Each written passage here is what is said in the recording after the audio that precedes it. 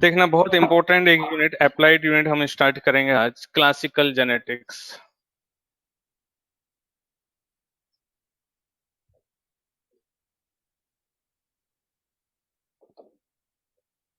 Classical genetics, ठीक है।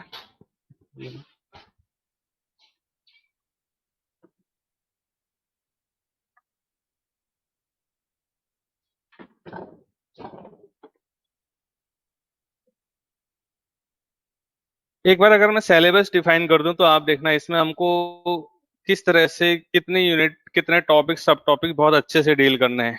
इसमें हमको पहले बेसिक्स पढ़ना है। कोई भी यूनिट आप पढ़ने जा रहे हो तो आप फोकस करना कि आपके उस यूनिट के बेसिक्स बहुत ज्यादा स्ट्रांग हो। अगर आपके बेसिक्स डगमगा रहे होंगे तो वो यूनिट में आप स्कोर करने में दिक्कत करेगा। इसलिए मेरा फोकस यही है कि आप ज्यादा से ज्यादा बेसिक्स बहुत स्ट्रांग करो। फिर उसके बाद हम इसमें पढ़ेंगे मैंडलिज्म, मेंडेलियन इनहेरिटेंस। उसके बाद हम पढ़ेंगे एक्सटेंशन ऑफ मेंडेलियन इनहेरिटेंस, कुछ एक्सटेंशन है। बात यहीं पे हम करेंगे जीन इंटरेक्शन की। जीन इंटरेक्शन बहुत इंपॉर्टेंट टॉपिक है। ऑलमोस्ट आपको जीन इंटरेक्शन का क्वेश्चन हर एक एग्जाम में कहीं ना कहीं जरूर मिलेगा, और मैं बिल्कुल आपको डिफरेंट मैं तरीके से जीन इंटरेक्शन सिखाऊंगा। जो बुक की लैंग्वेज है उससे हम बात नहीं करेंगे, दूसरे तरीके से सीखेंगे। उसके बाद अगर आप बात करो जीन इंटरेक्शन के बाद, फिर आप बात कर सकते हो बहुत इंपॉर्टेंट टॉपिक, प्रोबेबिलिटी। बहुत सारे स्टूडेंट को कंफ्यूजन होता है इस टॉपिक में। पेडिग्री एनालिसिस, आपको सिंबल करके दिया जाता है, आपसे पूछा जाएगा कि कुछ गोले करके दिए जाएंगे इस तरह से कि फर्स्ट जनरेशन ये है, फिर आपका ये है, और फिर आपसे पूछा जाता है कि आप इस पेडिग्री को एनालाइज करो और इसमें मोड ऑफ इनहेरिटेंस को डिफाइन करो। चार ऑप्शन दिए गए होंगे इस तरह से। फिर अगर आप बात करो तो साइटोप्लाज्मिक इनहेरिटेंस, साइटोप्लाज्मिक इनहेरिटेंस। फिर हम बात करेंगे क्वांटिटेटिव इनहेरिटेंस की, यानी कि आप बात कर सकते हो पॉलीजेनिक इनहेरिटेंस, पॉलीजेनिक इनहेरिटेंस। फिर एक इंपॉर्टेंट टॉपिक बनेगा हमारा लिंकेज, यानी कि जेनेटिक मैपिंग, जेनेटिक मैप। इसमें हमको पढ़ना है लिंकेज, कॉमा टेट्राड एनालिसिस।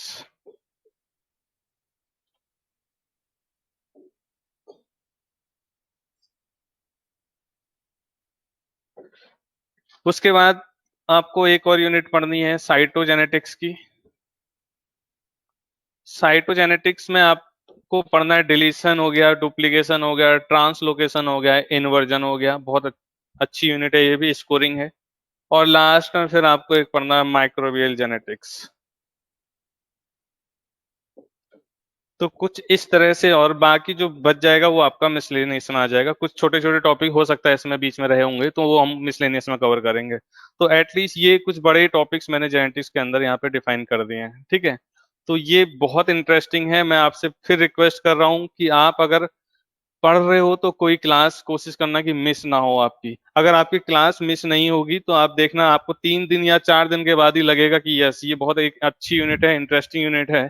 और आप इसमें क्वेश्चन सॉल्व करते चले जाओगे, क्योंकि एक डायनेमिक यूनिट है। आपको ज्यादा से ज्यादा क्वेश्चंस यहाँ पे मिलेंगे। आपको रटना कुछ नहीं है, केवल समझना है, और जो समझोगे उसके बेसिस पे क्वेश्चन सॉल्व करोगे, ठीक है। तो मजा आएगा आपको इस यूनिट को पढ़ने में। आप 3 4 दिन लगातार कनेक्टिविटी में मेंटेन रखो इस यूनिट को, फिर देखना आप।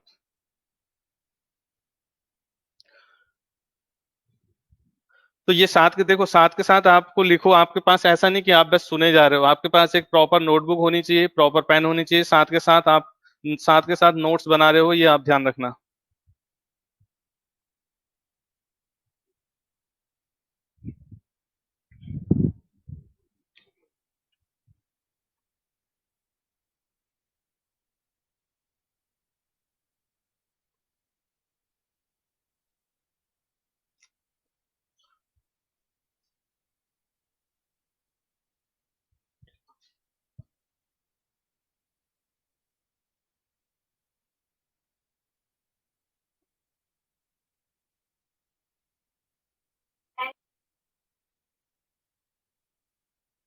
हाँ रीमा, मैंने आपको अनम्यूट कर लिया, देख लो अगर कोई डाउट है तो।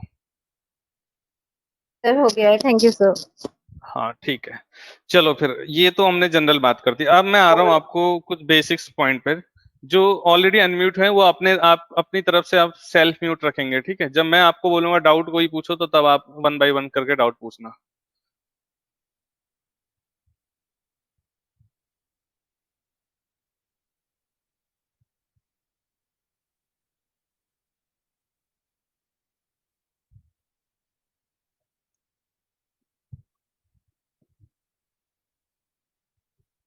चलो, अब जेनेटिक्स में पढ़ने के लिए देखना, मैं कुछ टर्म्स लिखना चाह रहा हूं यहाँ पे। मेरा फोकस ये रहेगा कि एटलीस्ट इन टर्म्स पे आपकी हाई कमांड हो पहले, और ये टर्म्स बार बार रिपीट होते रहते हैं। जैसे एक मोस्ट कॉमन वर्ड होगा आपका एलील, उसके बाद जीन, लोकस, लोकस के बाद बात करो आप क्रोमैटिन, क्रोमोजोम, क्रोमोजोम के बाद नेक्स्ट है हमारा sister chromatid, sister chromatid, non sister chromatid, non sister chromatid. ध्यान रखना, क्रोमैटिड और क्रोमैटिन अलग अलग हो जाएंगे। उसके बाद बात करेंगे होमोलोगस क्रोमोजोम की। ये जहां पे हैश का सिंबल है क्रोमोजोम मैं बना रहा हूं, ये आप ध्यान रखना। उसके बाद मैं एक और टर्म लिखता हूं, होमियोलोगस क्रोमोजोम, होमियोलोगस। और फिर मैंने एक टर्म लिखा नॉन होमोलोगस,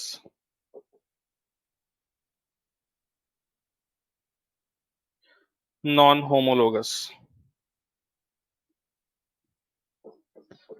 इतने टर्म्स बहुत अच्छे से कमांडेबल होने चाहिए, टिप पर होने चाहिए।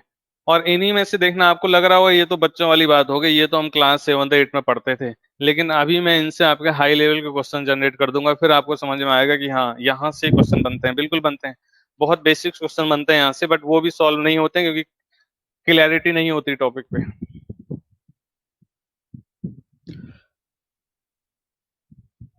अब आपने एक टर्म देखो, आपने सुना, हो सकता है होमियोलोगस क्रोमोजोम में कुछ स्टूडेंट को डाउट हो सकता है। बाकी सारे स्टूडेंट मुझे लग रहा है कि ऐसे जरूर होंगे कि कुछ ना कुछ इन सारे टर्म्स में जरूर कुछ ना कुछ बोल सकते हैं। लेकिन होमियोलोगस में आई थिंक कुछ डाउट हो सकता है, तो बात करते हैं एक बार वहीं से। इन टर्म्स को मैं वन वन वर्ड में सबको क्लियर कर रहा हूँ अभी, ठीक है? One by one.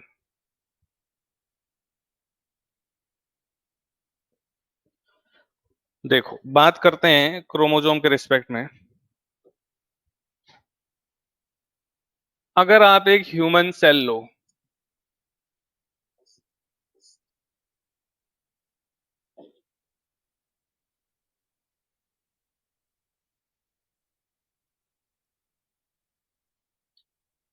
एक सेकंड, हाँ।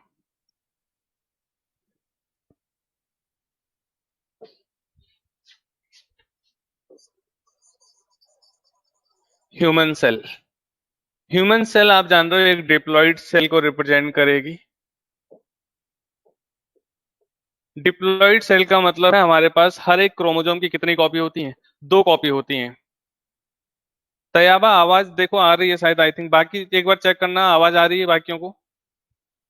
कोई भी एक रिप्लाई करो, भावना या रीमा, कोई आप एक बार रिप्लाई करो, आवाज आ रही है या नहीं आ रही? यस सर, आ रही है। आ रही है ना? हाँ। तैयाबा, आप देखना शायद आपका इंटरनेट कहीं स्पीड डाउन हो रही होगी। ओके। तो ह्यूमन डिप्लॉइड सेल है, तो इसका मतलब है टोटल क्रोमोजोम का नंबर कितना है? 46 है। लेकिन हम डिप्लॉइड बोल रहे हैं तो आपके दिमाग में ये आना चाहिए कि इन 46 क्रोमोजोम को हम ऐसे भी तो लिखते हैं, 23 pair of chromosome, 23 pair of chromosome. इसका मतलब हमने पेयर क्यों लिखा? पेयर इसलिए लिखा क्योंकि हर एक क्रोमोजोम की 2 कॉपी हैं। दैट मीन्स अगर एक क्रोमोजोम ये 1 है तो डेफिनेटली एक और क्रोमोजोम 1 होगा। कहां से आया? आप बोलोगे भाई एक कॉपी फ्रॉम हमारे फादर से इनहेरिट हुई है, फ्रॉम फादर। और वही सेम कॉपी आपको कहां से आई है? From mother.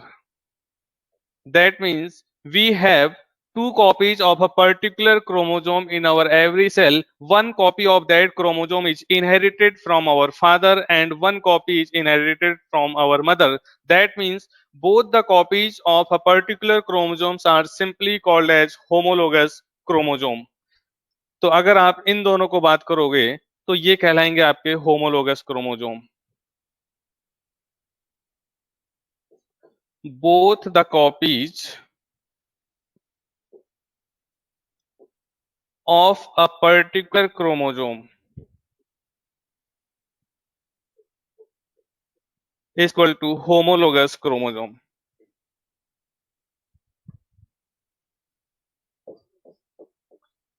Homologous chromosome.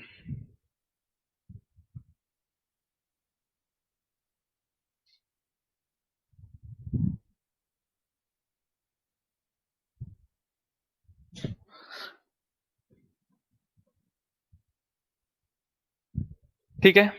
Both the copies of a particular chromosomes are simply homologous chromosome.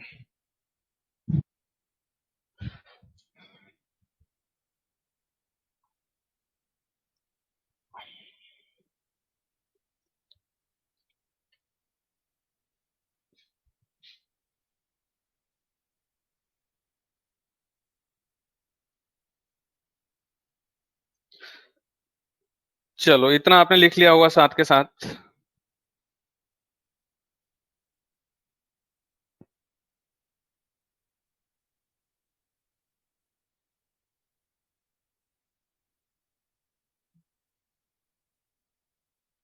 अब देखते हैं क्लासिफिकेशन और आगे बढ़ते हैं. मैं अगर इनको ऐसे लिख दूं कोई गलती तो नहीं है. अगर आपने ह्यूमन क्रोमोसोम की बात की, एक तो सिंपल वे में आप लिख सकते हो कि ऑटोसोम्स करके लिखेंगे हम.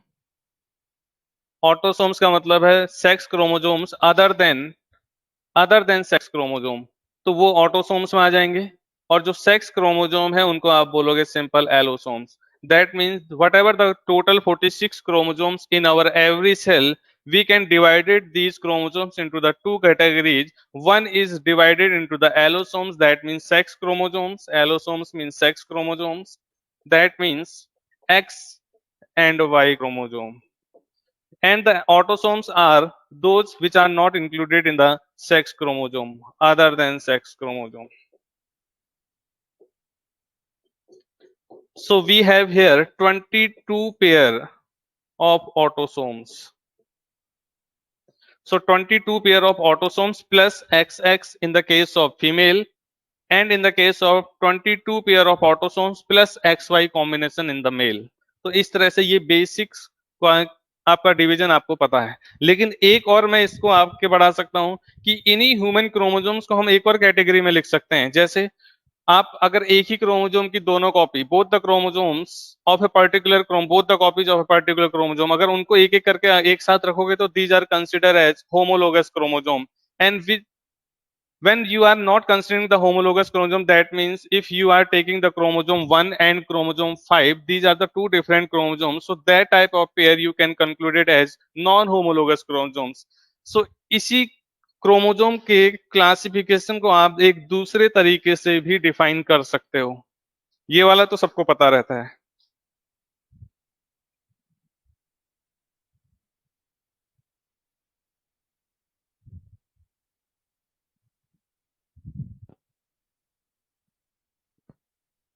देखना उस क्लासिफिकेशन को लिखते हैं.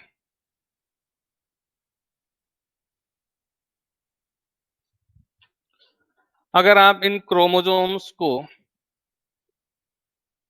तीन तरीके में बांट दो तो कोई गलत नहीं है. One is homologous chromosome,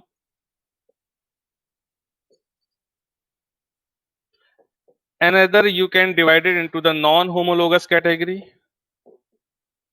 non-homologous, and the third one is homologous. This is homologous chromosome. So out of the 46 chromosome we can pair these chromosomes into the three different way, like